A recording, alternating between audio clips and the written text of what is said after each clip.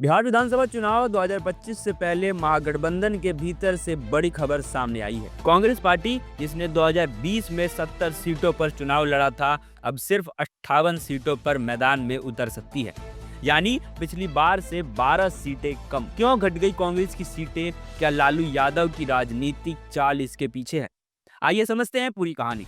बिहार की सियासत में इन दिनों सबसे ज्यादा चर्चा है महागठबंधन के सीट बंटवारे को लेकर। सूत्रों के मुताबिक कांग्रेस को 243 में से 58 सीटें मिल सकती हैं और इनमें से लगभग 25 सीटों पर उम्मीदवारों के नाम भी तय कर लिए गए। जानकारी के मुताबिक जिन नामों पर कांग्रेस ने मुहर लगाई है, उनमें राज्यसभा सांसद अखिलेश प्रसाद सिंह के बेटे आकाश कुमार, प्रदेश अध्यक्ष राजेश कुमार कुटुम्बा विधानसभा से, विश्वनाथ राम राजपुर विधानसभा से, अजीत शर्मा भागलपुर और विजेंद्र चौधरी मुजफ्फरपुर से शामिल है। इसके अलावा मुन्ना तिवारी बक्सर से और अजय सिंह जमालपुर से।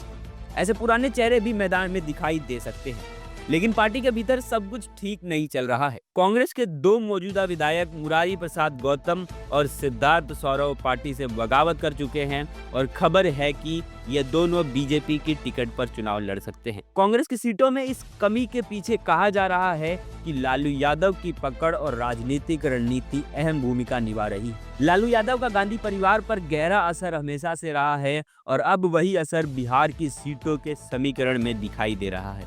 2020 में कांग्रेस ने 70 सीटों पर चुनाव लड़ा था, लेकिन जीत पाई सिर्फ 19 सीटें।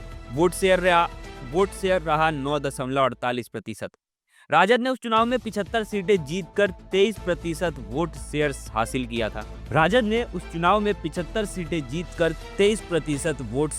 किया था।